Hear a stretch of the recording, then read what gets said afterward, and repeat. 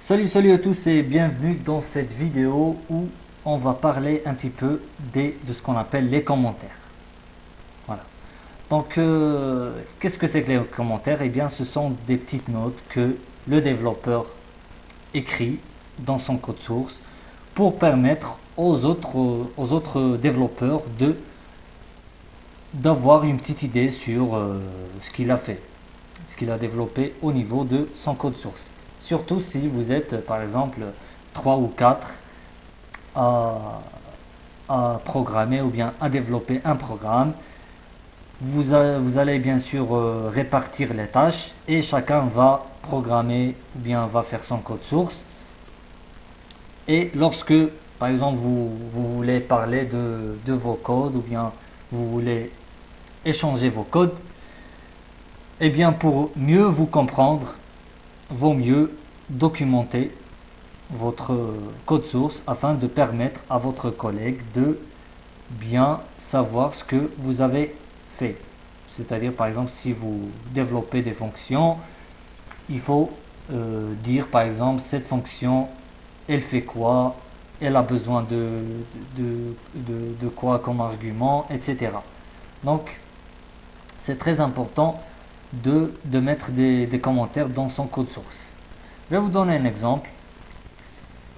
Si par exemple on va rendre une petite visite à notre fichier studio par exemple, studio.h qu'on a vu. Voilà.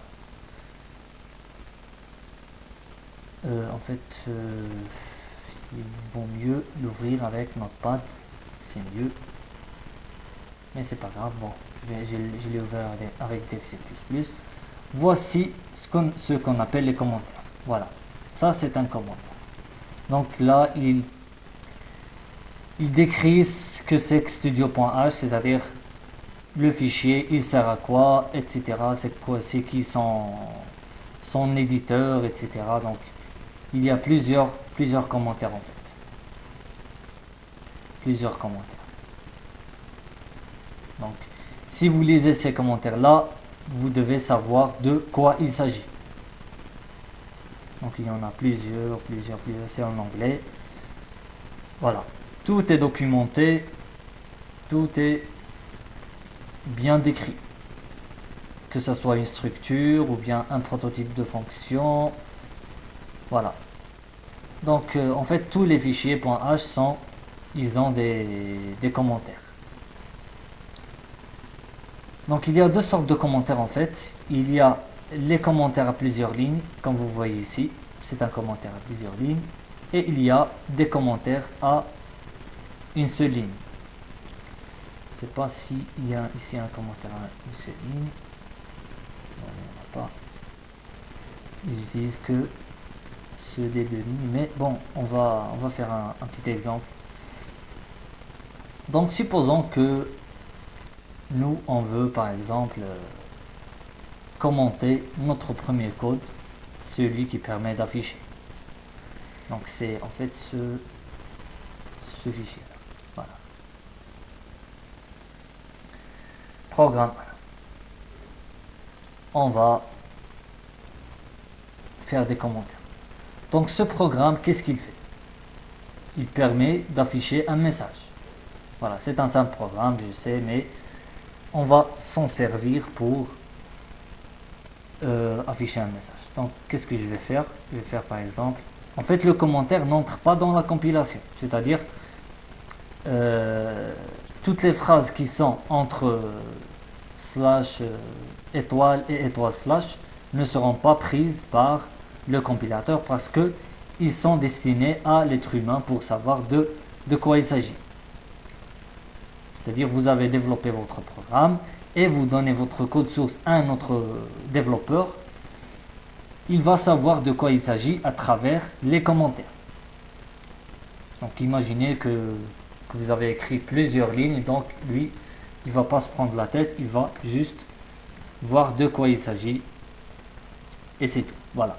Donc ce que je vais dire par exemple, je vais dire ce programme permet d'afficher un message, par exemple. Voilà. Et je vais dire, par exemple, bon, je peux tout dire, hein. C'est le premier programme que j'ai fait ou quelque chose comme ça. C'est le premier code source que j'ai rédigé, par exemple. Voilà. Donc ça, c'est un commentaire à plusieurs lignes. Tant que vous êtes placé entre ces deux signes, cela veut dire que vous êtes en train d'écrire des commentaires. Voilà. Il y a un autre commentaire, c'est un commentaire à une seule ligne. Par exemple, je vais venir ici et je veux faire un commentaire sur sleep, par exemple. Donc je vais ici, je vais dire on va attendre 2 secondes pour afficher ou bien pour changer notre message. Voilà. Donc ça, c'est un commentaire à une seule ligne. Etc. etc. Donc ça, ce sont les commentaires.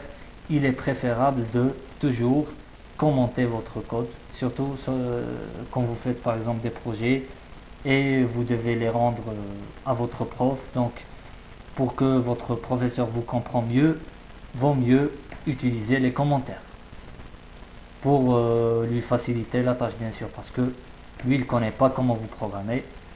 Ça dépend du nombre de fonctions que vous faites, etc. Vous pouvez bien sûr argumenter ce que vous avez fait. Par exemple, pourquoi vous avez mis une fonction, pourquoi vous avez développé une fonction ici dans un code, etc. Donc les commentaires, ils sont très importants pour permettre aux développeurs de se comprendre. Voilà.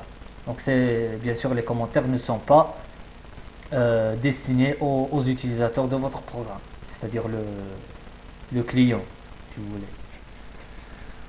Voilà, donc c'était une petite vidéo sur comment rédiger des commentaires. Donc j'espère qu'elle vous a plu et on se voit pour une prochaine vidéo. À très bientôt.